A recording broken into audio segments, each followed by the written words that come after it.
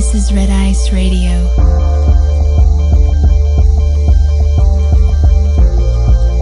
From the dream to reality.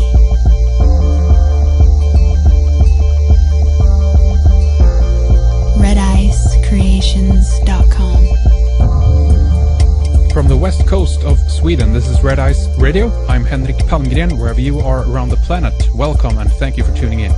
Today we're talking with Peter Moon, probably best known for his work centered around the Montauk Project. He has authored a number of books on the subject.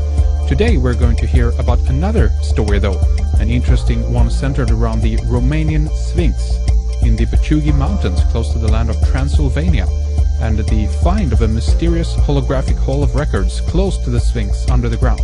Peter is going to take us through the story of how he got involved, the discovery, and many of the people that are central to this story. His website is skybooks.usa.com. Transylvanian Sunrise and Transylvanian Moonrise is the titles of the books that we are going to discuss today. Okay, welcome to Red Ice Radio, Peter Moon. It's great to have you with us today. Thank you for taking the time talking with us. How are you, Peter?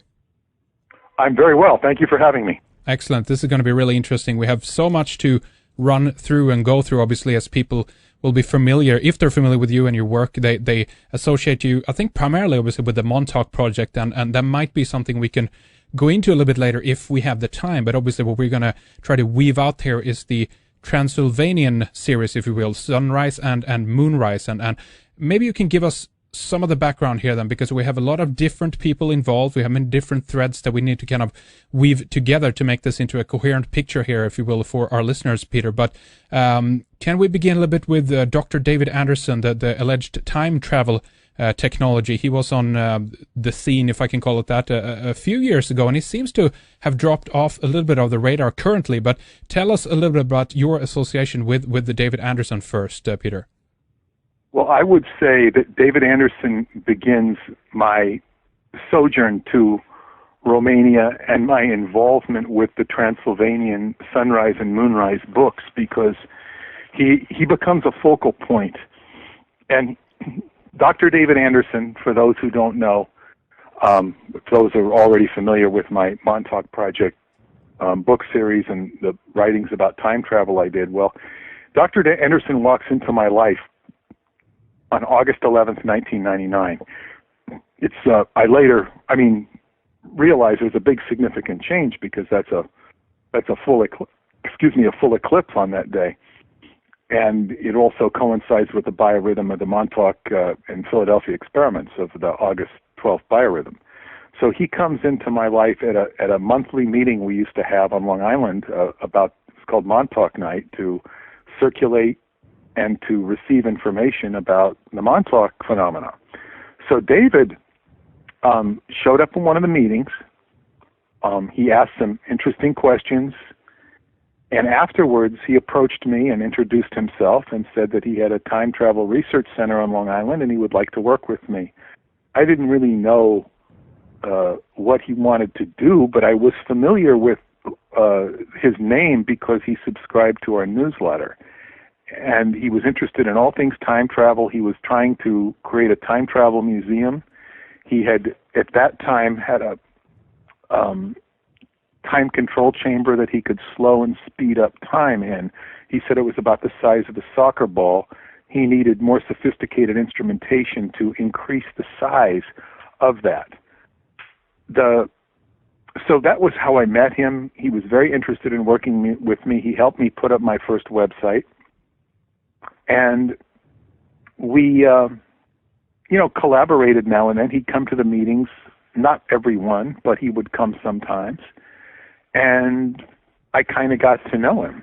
And when he first met me, he had just gotten back from Romania, his first trip to Romania, where he had been a part of a conference called Atlanticron, which means Time of Atlantis. And this is a gathering of science fiction writers, artists, scientists, and writers, and it's sort of a youth camp. And he was speaking there in 1999, made a presentation, and he wanted me to come. He said he was setting up the World Genesis Foundation, which was a charitable organization which is now being reincorporated in the state of New Mexico.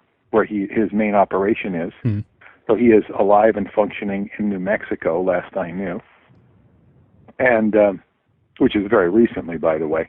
So he tells me about Romania, and I subsequently, after meeting David, I'm approached by a Romanian on the internet who wants to publish my books into English.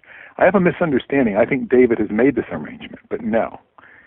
It's Sorin Hormuz, and it's an interesting story, which I only kind of peeled back last year when I met with him. I met with him 2 times, and he told me that when the Montauk Project books came into his hands, he was working at a publishing house in Romania, and he told the owner that this is a good book to do, and the owner didn't want to do it. So he says, well, then I'll do it, and he formed his own publishing house, which is Dacia Publishing, and just like I started Sky Books with the Montauk Project, so did he start his company, Dacia Publishing, with the Montauk Project in Romanian. Now, he's publishing all sorts of books. He's busier, and of course, it's a whole different world of publishing over there. And they use, books sell for a few dollars, maybe $3 or $4 at the most over there. So one doesn't make a lot of money with your Romanian royalties. But what he said was, after he published that book, the author of the Transylvania books, Radu Cinmar, is how you'd say it in Romanian, he approached via the internet Sorin and says, would you like to publish my book? He looked at it, and he liked the book, and he published it. And this is sort of, and then Sorin sent his manuscript to me, and this took me 4 years to read because I'm a very busy person. Unsolicited manuscripts. I did not ask for the manuscript, I don't think, but he sent it to me. I said he could send it to me, but I don't have time to read manuscripts. And it took 4 years for me to read it under various circumstances that happened in my life, one of which I was laid up a little bit with an injury and was getting my car fixed by a friend, so I had a long time to look while I was at his garage in Brooklyn. I had a long time to look at this book, and I read it, and I started protracted negotiations because I think I finished it in December, and they do Christmas in Romania for a long time. So the negotiations kind of went from January to March, and then in April, right after I finished the negotiations, which was more fine-tuning them. It was not hard to agree to too much. So then when we got the negotiations done, I get an email from David Anderson telling me, how would you like to come to Romania?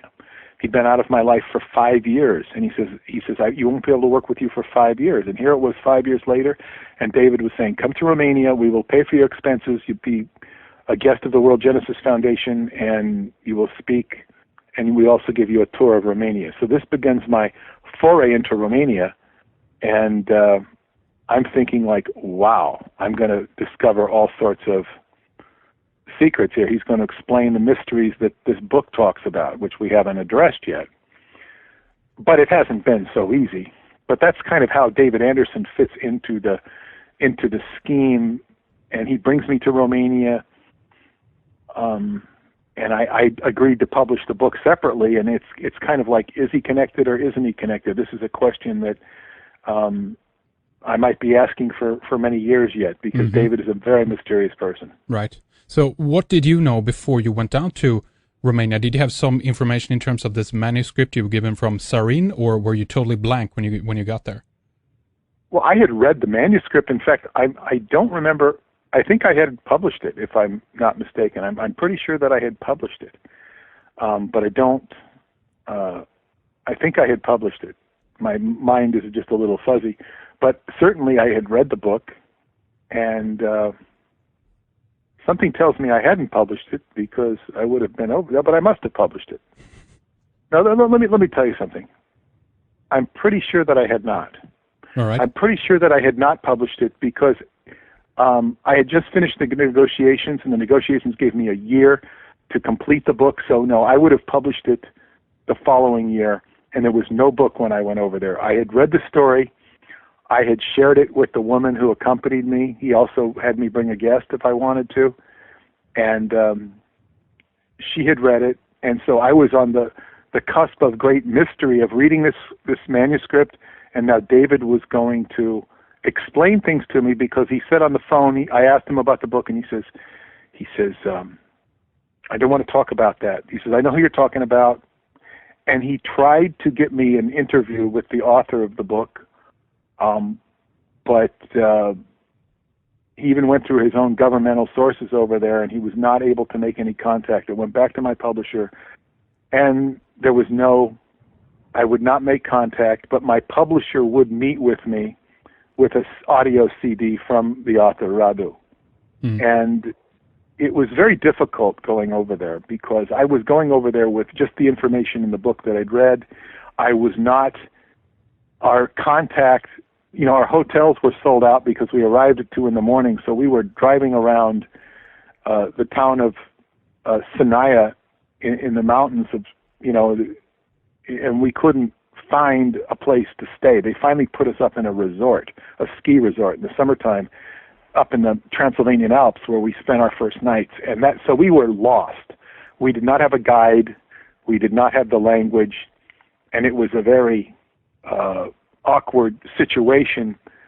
There was also a scientist with us, Joel Castellanos from the University of New Mexico.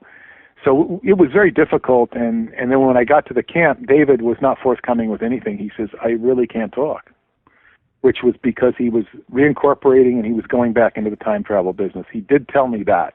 He gave me an exclusive, which I put in my newsletter, the Montauk Pulse, about that he would, be releasing, information in the future, which he now has. So that's kind of how I get to Romania. And that's a very important background. It kind of wanes into the background, but my association with David will, I think, in the future begin to bear a lot of different and interesting fruit. All right, interesting. Yeah. So maybe we can just briefly talk about how David Anderson was staying there. Was he there as a tourist? Was he there under another kind of U.S. Romanian relations? We have a story, obviously, that we want to weave into this that has to do with Pentagon, with military relations between the U.S. and Romania. But how was he there, and how did you go, as a tourist or what?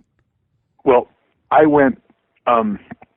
David first went to Romania in 1999 as a guest of Atlanticron, which invited him as a speaker. He was replacing somebody else. I believe he was in Germany, and I believe the German couldn't make the attend, so David went as his replacement. And when David gets to Romania, he talks about his research into time. Now, this camp has some of the cream of Romania. Now, Romanians are very intelligent. I mean, not every single one. And they've explained to me that when the people in Western Europe were developing their civilization, the people in the Ural Mountain areas were fighting off hordes of invaders. So they never really evolved into the complex civilization that you have in France and England and Spain, but what it gives them, it kind of less pollutes their mind and their brain. They're not, the more man evolves in the frontal lobe, the more he de-evolves, because he loses some of his primordial aspects. So they've, in other words, what they've lost by not evolving into complex civilization, they've gained. So you find a lot of very smart people that would just, and I don't know what it's like in Sweden where you are, but in America we have a constant dumbing down of the population through Same here. Modern television. I do tend to notice Europeans are less polluted than the Americans in terms of the McDonald's type consciousness. So that's my experience, but it's less so. And the people are very interested in learning, very appreciative of learning, and very quick. And in the sciences, particularly mathematics, they excel. And David was so impressed by the mathematicians in Romania and by what he saw there that he took a great interest in setting up a time travel research center in Romania, which he said he did. He said he had one. By the time he met me, he must have set it up almost instantaneously because when he went there, because he said that they were the best mathematicians in the world and their economics made them very affordable. So when he went to Romania, he was the government started checking him out to the nth degree. And one of his contacts there kind of went to bat for him. I know this man. I keep him very low profile. And he said, I don't talk about him, but he went to bat for David and sort of straightened out a lot of governmental issues so that David could operate in Romania with his research center, which he says is only theoretical. I'm not sure that it is only theoretical, but that's what he tells me. Mm-hmm. And there's a lot of advanced people there. So he liked it. It suited him. And getting back to your question of, I think another interesting thing when I read the initial manuscript for Transylvanian Sunrise was that it said that they discovered this chamber underneath the Romanian Sphinx in the Bucegi Mountains. And this chamber they discovered through ground-penetrating radar that came from a satellite. And I was very fascinated with this because David had first told me that his specialty, what he was brought into the time travel field, the way he got into it, was that the government, the military, had problems with their satellites drifting every so many centimeters. Satellites will drift. So they asked him if they could help this problem, and he created a space-time model of how to maintain a satellite in orbit. And one of the things he did out of this was he evolved distorting space and time, warping space and time using the special theory of relativity. He actually figured this out. He patented the algorithms in the formula when he left the military, because the military didn't want to pursue this. They did not want to pursue it for time purposes. They just wanted to maintain the orbits. He saw great value. So they didn't want to pursue it, and he asked to leave the military.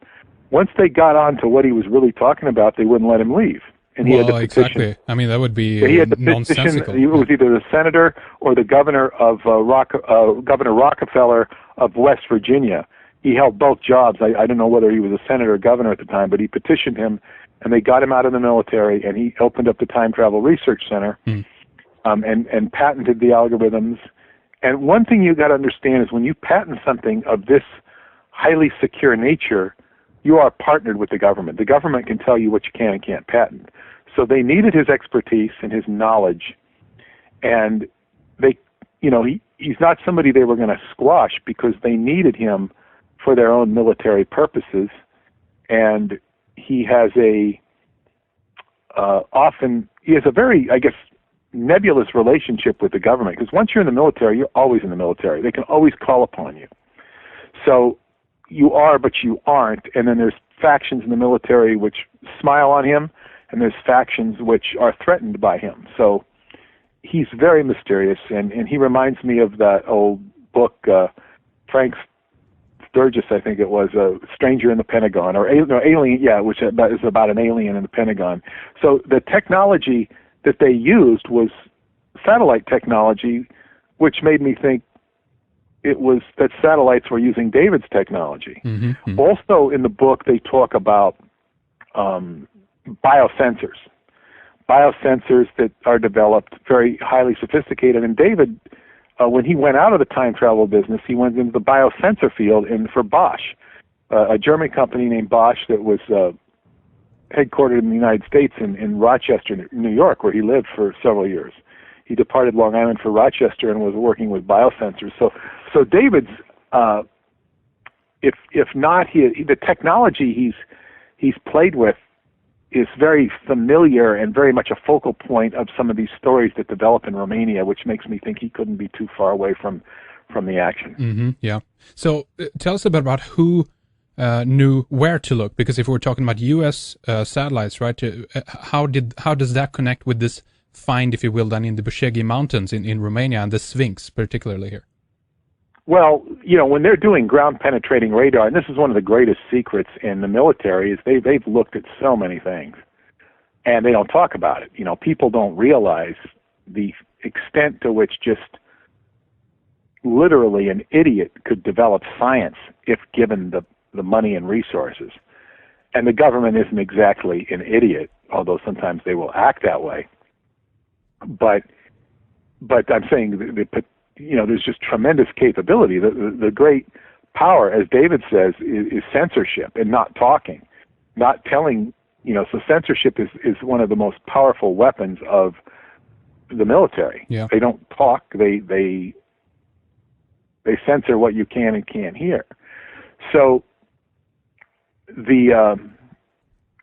so how they discovered this was just they're looking all over the world, and when they see something they don't understand, and it came to somebody's attention that there was a chamber underneath the Romanian Sphinx which was not accessible by any means. So how did this chamber get built? It looked like a constructed chamber. How did it get built if you couldn't go to the chamber? And they wanted to get at it, of course. This becomes the whole background to a story that's simultaneously developing in Romania with, it's a Masonic character who's Italian Freemason. His name is Signor Massini.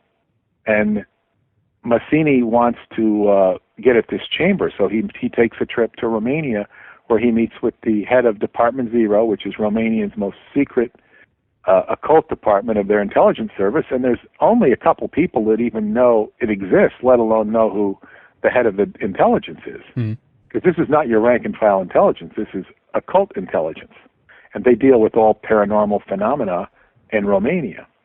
And this brings us to the character. The focal point of the book Transylvanian Sunrise is the head of this department. His name is Cezar Brad. And Cezar Brad is approached by this Freemason and says, we want to get at this chamber in your country. And he's very struck. He says, how does this Freemason even know that I exist?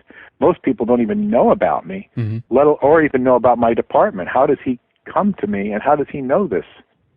And he realizes that if he doesn't cooperate to him with a certain extent, he can probably be removed from his job, because the only person that knows about him at that point is the Romanian president and his own superiors. He's not known about by the rank and file Romanian intelligence or the Romanian government. Right, but this information has in some way trickled up then through the Masonic ranks probably, and they've gotten a nose of this character.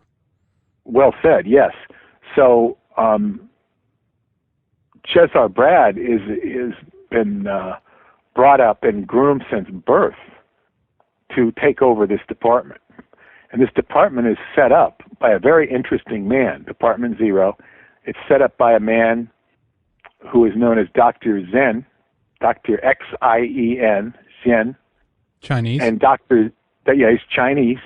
He's actually Tibetan. But we don't learn this till the second book.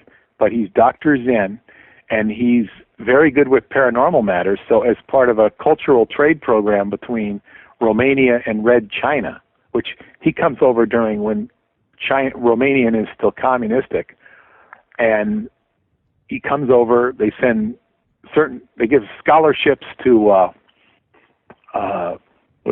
Chinese people in Romania, and the Chinese send this guy over to set up their occult department because he's familiar with paranormal matters. And paranormal kids are brought to his attention, and Cezar Brad is a paranormal kid because he has a huge umbilical cord that cannot be cut. The doctor has to use a saw to cut it off with. And at that point, he reports him to the security, which is what he's supposed to do. And he's monitored by security, overseen by Dr. Zen, who actually grooms him. And he's at about the age of his puberty, and he's brought in full time into Department Zero, where he lives on a base, and he is groomed by Dr. Zen and others to become this head of Department Zero and take over their occult department. All the time, it's kind of a setup for him to be the one that gets at this chamber, because Transylvania Sunrise goes into the life of Cezar Brad and the politics and intrigue behind opening this chamber. Mm-hmm. The views into the chamber are, you get some very interesting descriptions, but it's rather somewhat very surface, somewhat superficial, because the book is mainly about the chamber, the backstory, the political infighting that goes on behind it, without so much emphasis on the chamber itself. Yet there is a movie script that's been written about this, and it focuses mostly on the chamber, which is quite interesting. But the book itself goes into primarily, the intrigue and backstory, which is quite fascinating. So what we have here is we have somebody who's being groomed to take over this department, and then all the intrigue that the Freemasons want to get at this chamber, and they're using their agents in the Pentagon to discover it and to forward it. And this is all being done behind the back of the American president, who is George W. Bush, and behind the back of the Romanian president. Mm-hmm. And Caesar and his immediate superior, General Obadiah, are trying to negotiate this, because it's a very slippery slope. If they're told not to tell their president, and and the Americans are sending over these troops. George Bush doesn't know about it. And they're opening, and all this technology, through the strange forces in the Pentagon and those Masonic connections, finally breach the chamber. But at the time it's breached, it creates quite a ruckus. It creates quite a ruckus because, moving ahead in the story, this chamber has all sorts of holographic technology in it when they breach it. And they don't quite discover everything all at once, but it has holographic technology. It's got tables that are like 6 feet high.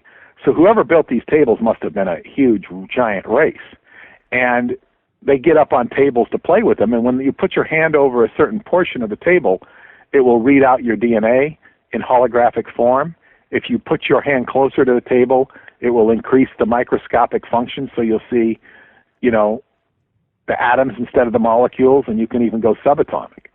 And if you put your hand on another portion or another table, it'll read out a star system holographically, tell you, and then it'll read out an alien species, say this is life on that planet, so to speak. It's very user-friendly. And if you put your hand over that and say another species on another planet or this one, it'll read out a hybridization of those two species. So it's a virtual Noah's Ark is what it is, with all this DNA memory. And it also contains a projection hall where you can see the history of the world. The history of the world, interesting. Yeah, in 3D form. So obviously we need to discuss in a little bit more detail in terms of the chamber and all this, but let's just backtrack for some listeners, because they're probably still lingering on one question. It's like, what the hell is the document? Romanian Sphinx? That most people will not be familiar with this. They know about the Egyptian Sphinx, obviously, but there are images, photos, and videos of this thing. If it's first of all, obviously, it tells what you know about that. Is it I've been to the Romanian Sphinx 2 times. Yeah. I've been there twice, and the Romanian Sphinx is the most popular tourist attraction in Romania. It's more popular than Dracula's so-called castle, which is not his castle. So, right.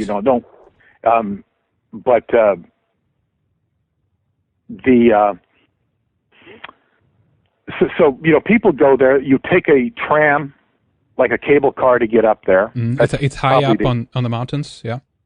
Yeah. It's up there, and it's above the tree line. It's very beautiful up there, and it's near a place they call the Axis Mundi, which means Mundi is Earth, the world, the axis of the world. And this spot kind of shifts. This is what Dowsers were up there last time this summer telling me this is the Axis Mundi is right here. And there's a lot of stuff up there, but the Sphinx is a rock. Some people say it was 50,000 years old. It was carved. Now, if you look at the Sphinx, you can stand up right next to it and you won't see it, the Sphinx. If you stand back, you'll see a very definite projection on from the left side of what would be its face. If you go to the right side, you'll see what looks like a lion or a griffin-like lion. But some people could make the argument that it's really not a sphinx, that it's just windblown, it's erosion. However, if you ever have the opportunity to extensively travel, like I have, to certain areas in Eastern Europe, not only Romania, but particularly Bulgaria, you'll see that there are many in these sacred spots, which the Thracians and Proto-Thracians used as oracular places and temples. You'll see that there's many such places where the geography looks like it was carved out of a design to mix natural formations with artistic formations. So it's the Romanian Sphinx is very much keeping in that tradition. And I took one of my Bulgarian friends there, and he just looked at it. He says, that is purposely made that way. Well, it's interesting because we know, Peter, that, for instance, if we just want to have a comparison with some other cultures, the Incas, for instance, had their what's known as the hitching post of the sun. They did the same thing, that you had a natural mountain with certain natural features that they later carved into something which was, important to them, symbolic for them. And although it's explained away that the Romanian Sphinx, if you will, then is a natural rock formation, this could be the same thing we're looking at, that this might have been, it's part of the bedrock, yes, of the mountain, but it's been carved or shaped intentionally. Is that a possibility here? What do you think has happened here? Yeah, I actually think it was probably much grander in days gone by. I think that what's left of it, I think it probably looked more like a sphinx in ancient days, but I really, I don't know. And it's right next to it, within 100 yards, is Babele.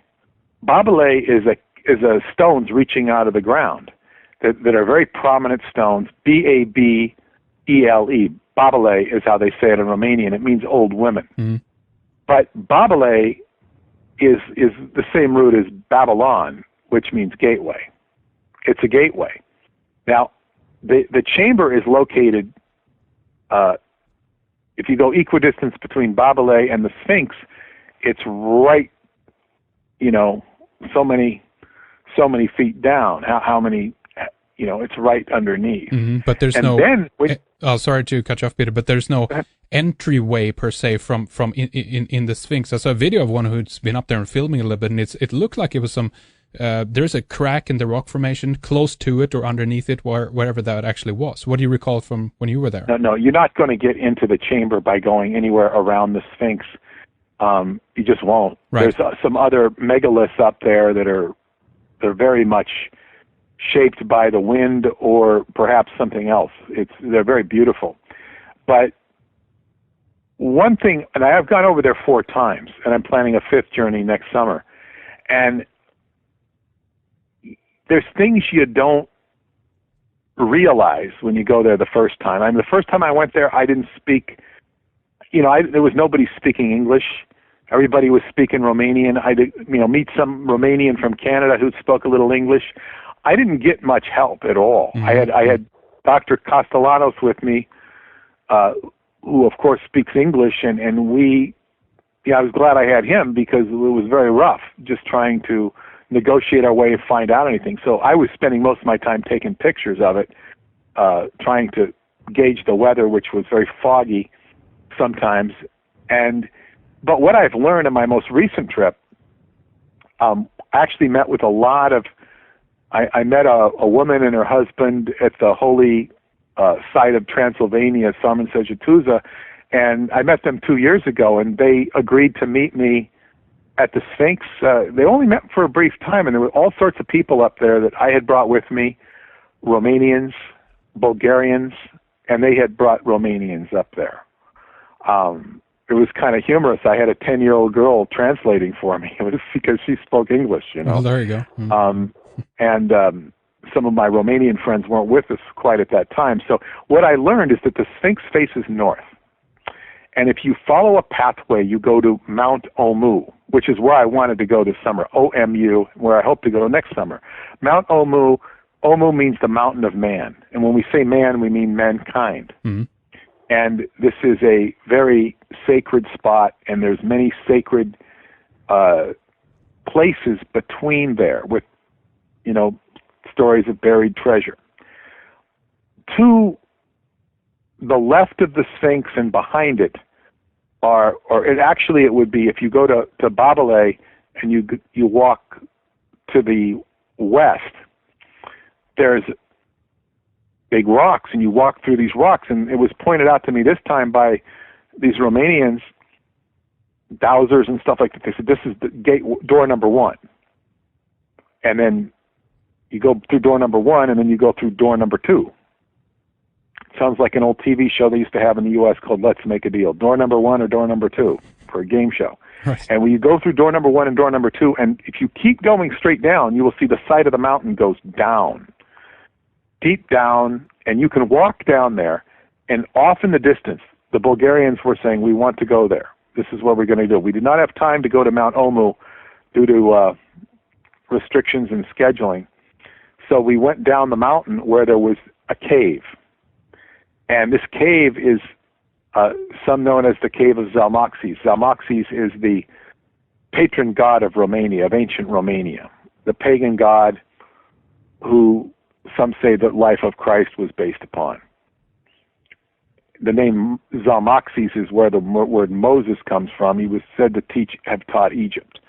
Zamoxis is a very interesting character and a very misunderstood character, because the Greeks kind of gave him one particular place in history, but Zamoxis is an archetype going back into Romanian history, and the name actually means leaping god, mm-hmm. where Moxis means god or divinity. So it's just like Moshe or Moses.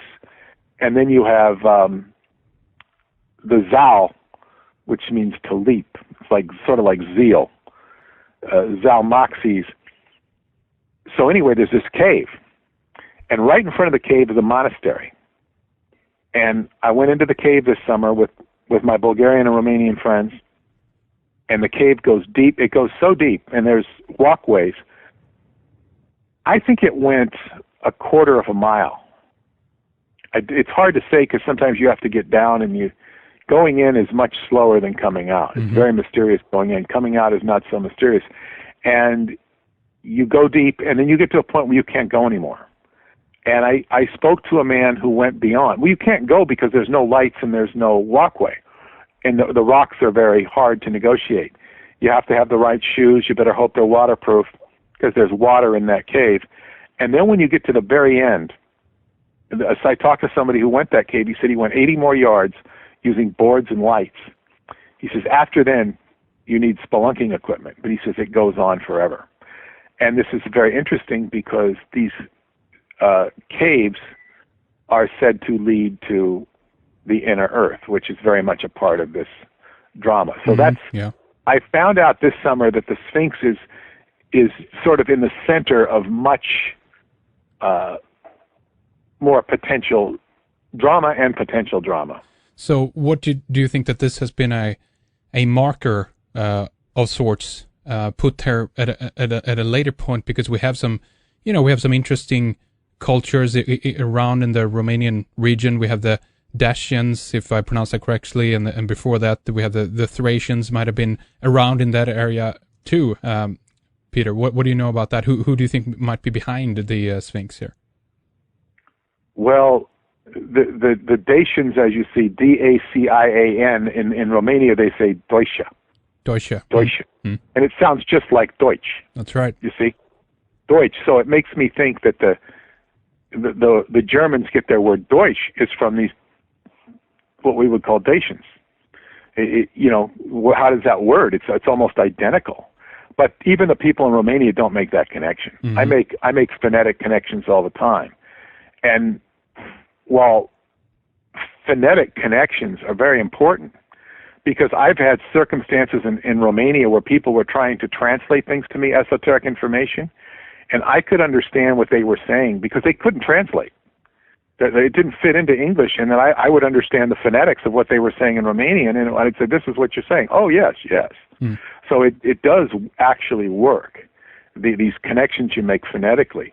But these people that would have been the Sphinx are what the Bulgarians, Bulgaria is we could do a whole show on Bulgaria, but the Bulgarians taught me, these are the proto-Thracians. They come prior to the Thracians. The Thracians are, I guess the last Thracian outpost is probably Troy. When you say Trojan, Thracian, they're really the same word pronounced differently. And the Thracian culture was taken over, subverted, and ruined by the Greeks. So everything comes out of Greece. They are the antecedents of Western civilization. They are the great people that the Romans borrowed from. But when you go dig deeper into the history, the Greeks were usurpers and ruiners of the Thracian. And with the Thracian, and to this day in Bulgaria, they say the Hellenistic people or the Greek people, everything is practical, pragmatic. The Thracians had a balance of pragmatism and idealism, but the Greeks kind of reduced it to everything became pragmatic and watered down. Now that's a part of Bulgarian culture, which I don't know if all Bulgarians are aware of that. Certainly some of them are, and many of them are, because Bulgaria was once the capital of the world, and that's in the Thracian, proto-Thracian days, and you find that the Ayurvedic folk medicine, or Ayurvedic medicine of India is from Bulgaria. It's their folk medicine. The third or second letter of the Bulgarian alphabet, which is the senior alphabet of the Cyrillic ones, is Vede. Vede. So it's like that's where Veda comes from. And Lao Tzu traces his ancestry to Bulgaria, and where he was known as Bogar. So you've got a tremendous legacy. Also, the Egyptian goddess Bubastis. There's a temple of hers in Bulgaria. So, Bulgaria was a center place, and then west of Bulgaria, or south of Bulgaria, north of Bulgaria is Romania. North of Bulgaria is Romania. So they're right next to each other as countries. They've evolved with different languages, which are quite drastically different. But even the Romanian language is the mother tongue of the Latin languages, and this is not well known. Some Romanians will even argue about it. But the more educated Romanians will, of course it is. And one of the most startling proofs of this is the Latin language, which is said to be the mother of all Romance languages. Well, they're called Romance because they're after Romanian. But the thing is, if you go back to the story that the Latin people of Rome settled Romania, and they brought the language to Romania, in which it got jumbled up and turned into Romanian, it doesn't make sense, because Romanian is closer to classical Latin than vulgar Latin. And the Roman soldiers of Caesar's time, approximately Caesar's time, spoke vulgar Latin. They didn't speak classical Latin. So you see, why would Romanians why would their language be close to classical Latin if they were settled by vulgar Latin-speaking people? Right. It makes no sense. Yeah.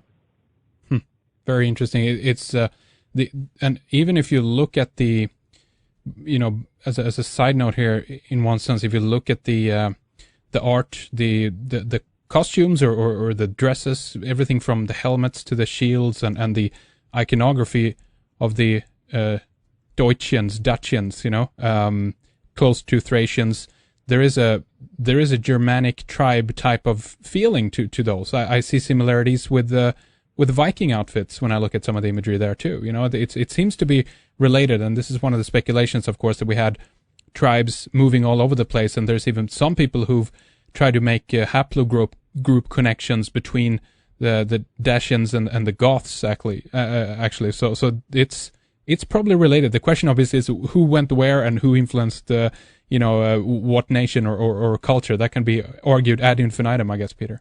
There's also a very interesting, like the Romanians. I sat on the bus next to this very lovely girl who spoke English very well, and she was telling me all the story, the history. And next to me I have a history professor, a professor of some sort, he can go deep into it as well, but they're basically telling me about the ancient Jete, the jet call them like the Jets. Jete, spelled with a G. Yeah. The Jete people are basically your Celtic people who migrated into Celtic land. They know, I mean, people know that the Celtics were a migrating tribe. They ended up being known as Celtics in Ireland and in Scotland, but they came, and they've even dug up people with Celtic kilts in central China, Central Asia, where they had like third eye symbols over their forehead. I mean, this has been on pedestrian TV. So, you know, there's great mystery here, but the Jete sort of gets morphed as a word into Celt at some point. Mm-hmm. And they're right out of Romania and the same tradition that you're talking about. That's right. Jete is similar to Gete or Geats as well, which is a derivative name of the Goths, you know. So there is something to the etymological connections that yes, and that word, by the way, Goths, Jet. It's very important I point this out, not so much for my Romanian research, but the other research I've done with Montauk Book of the Living, that Jet is the same root as in cat, as gato in Spanish or Italian. It's gato, it means cat, but it also means gateway. Mm-hmm. So this is why you have a lion as at the doors of Chinese culture. They're the gateways. Lions. That's right. Guarding the gate. Yeah, they're right. Yes, so that's very important. And the Goths, of course, were gatekeepers in a sense after the fall of the Roman Empire. They kept a lot of those relics. Well, I mean, the idea, Peter, with the Sphinx in a way is that it's a form of a cat animal, a lion of sorts, right? So they are it's a combination of Leo and Virgo. Leo is the cat, and Virgo is the man or the virgin. Yeah. And there's great symbolism in that two constellations. The Sphinx is the two constellations, Leo and Virgo, man and animal. That's right. We obviously want to get a little bit more here into the chambers. In a little while here, we're going to take a little break here between the segments. But first of all, in terms of the chamber, then we obviously need to detail what you mentioned briefly here a while ago. Did you go there yourself? Have you been there to begin with? No, when I first went, I asked if I could go to the chamber, and you know, I asked David and see if David could make this possible, and of course he put it in his notes. It was kind of funny, like, you know, and of course this was not possible. No, the chamber is very hidden. If you go near it, you'll be chased off by military personnel because it's nestled in the mountains. It's been contoured to look. If you went upon the entrance to it, you would probably, you know, you might find some facilities, but it's made to look like it's just covered with camouflage. And it's going to be mountain roads that are so guarded that you're not going to get there. Mm-hmm.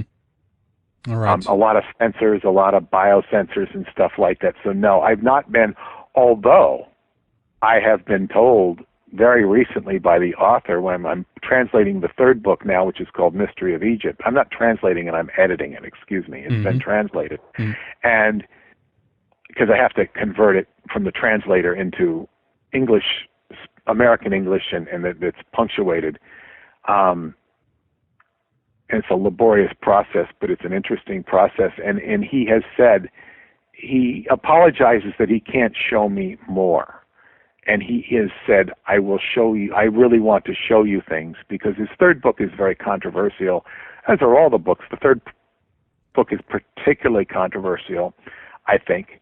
It's particularly intriguing.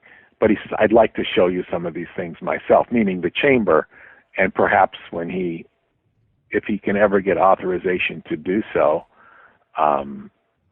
it would be, he's made a very sincere, offer to show me this when it's possible. Mm-hmm. I'm not asking to see it. I only asked David to see it. I didn't ask, Radu to see it. And he works for Department Zero now, and I don't think he has the power to pull it off at this time, but maybe things will change. All right, interesting. Well, much more we're going to carry on, obviously, detailing this story in much more detail here in the next segment. But before that, we do that, Peter, let's mention the titles again here. Transylvanian, Sunrise. That's the first book here, and that was released back in... Transylvanian Sunrise, and the sequel, which we haven't really touched upon, is Transylvanian Moonrise. And these books are available at skybooks.usa.com. skybooks.usa.com. They're also available in ebook format from Amazon with your Kindle, Barnes & Noble with your Nook, and on Apple's, if you have an Apple iTunes, you can get them on all three of those. And there are other channels as well. Excellent. And then, of course, in the Montauk series of books, Peter, you have quite a few titles as well. Do you want to mention some of those for our listeners? Well, the Montauk Project, Experiments in Time, was the first book I ever wrote, and that put me on the map as a writer and publisher. And that's had at least multiple sequels to it. Montauk Revisited, Pyramids of Montauk, where we discovered pyramids were on the place where they did the time travel experiments. The Black Sun, which is about the Nazi connection to Montauk, and Montauk Book of the Dead and Book of the Living, Synchronicity and the Seventh Seal. I mean, a lot of different books have... I've been in this business now 20 years. And skybooks.usa.com, where you can see all of the books listed. We're going to be starting a blog very soon as well. All right, excellent. skybooks.usa.com. Check out the titles there, primarily then Transylvanian Sunrise and Transylvanian Moonrise. But stay with us then for more on the mystery of